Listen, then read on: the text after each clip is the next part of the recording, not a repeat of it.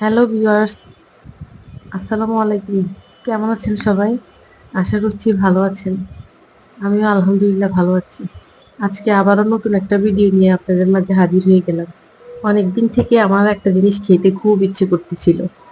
মানে সেটা আপনাদের সাথে আজকে আমি শেয়ার করব। প্রতিদিন বাজারে গেলে এই ঘাটিটা আমার চোখে শুধু পড়ে। আর এই ঘাটিটা না আমার অনেক পছন্দের একটা সবজি।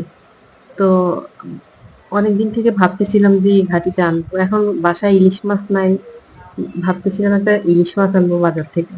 আল্লাহ, বাজারে গিয়ে তো দেখি ইলিশের যে দাম! সেদিন বাজারে গিয়ে দেখলাম ইলিশের কেজি নাকি ১৬০০ টাকা। তাও আবার ৫০০ গ্রামও হবে না, একটু কম হইতে পারে এরকম। মানে লেজ আর মাথার পরে আর ২ টুকরা থাকবে মাঝখানে, এরকম একটা ইলিশ। তা আমার আর হলো না, আমি আর নিলাম না। মানে আমার পছন্দ হয়নি, অনেক দাম। একটা ইলিশের দাম ৮০০-৯০০ টাকার মতো পড়বে। তো ভাবলাম যে থাক, নিব না ইলিশ, অন্য মাছে নিয়ে যাই। তাই আর অনেকদিন থেকে এই কচুর ঘাটিটা খাওয়া হয়নি।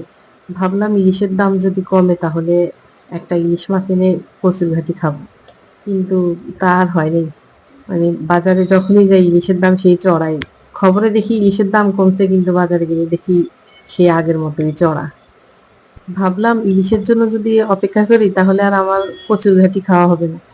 এই জন্য নিয়েই আসলাম, সাথে রুই মাছ আনছি। রুই মাছের মাথা আর লেজ আর কয়েকটা টুকরো দিয়ে এই ঘাটিটা রান্না করব। খুব খেতে ইচ্ছে করছিল। আমার ঘাটিটা আসলে সবসময় ভালো লাগে খেতে। আমাদের গ্রামে এটাকে ছড়া বলে। আপনাদের কার কার গ্রাম অঞ্চলে আঞ্চলিক ভাষায় এটা কি বলে আমাকে কমেন্টসে জানাবেন। কচুর মধ্যে আমার সব রকমের কচুই আমার ভালো লাগে খেতে। অনেকে বলে নাকি কচু রান্না করলে গলা চুলকায়।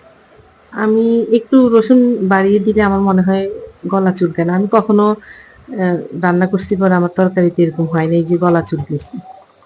এই তো আমি কথা বলতে বলতে কচুটা কেটে ফেলেছি, কেটে ধুয়ে এখানে রান্নায়ও বসিয়ে দিয়েছি। এখানে আমি কচুটা যেভাবে রান্না করি আপনাদের সাথে সেটা শেয়ার করবো।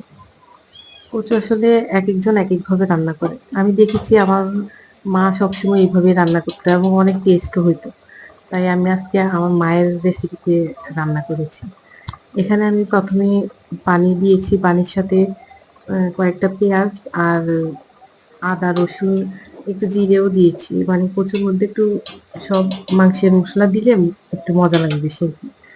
সাথে লবণ, হলুদের গুঁড়ো, মরিচের গুঁড়ো আর ওই যে ধনিয়ার গুঁড়ো এগুলো দিয়ে দিয়েছি। মানে যত রকমের মশলা লাগে আমি সবগুলো দিয়ে চুলায় বসিয়ে দিয়েছি। এখন এটা বলক আসলে আমি কচুটার সাথে দিয়ে দিব আর কি। তারপরে আর কি এটাকে নাড়াচাড়া করে ঢাকনা দিয়ে আমি 70% সিদ্ধ হওয়া পর্যন্ত অপেক্ষা করব। তারপর মাছ দিয়ে দিব আর কি।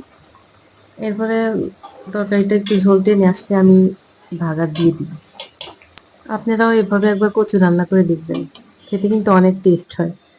ভিডিওর এই পর্যন্ত যদি কেউ থেকে থাকেন আর আমার ভিডিওগুলো যদি আপনাদের ভালো লাগে তাহলে একটা লাইক দিয়ে দিবেন আর কমেন্টস লিখে আমার পাশেই থাকবেন।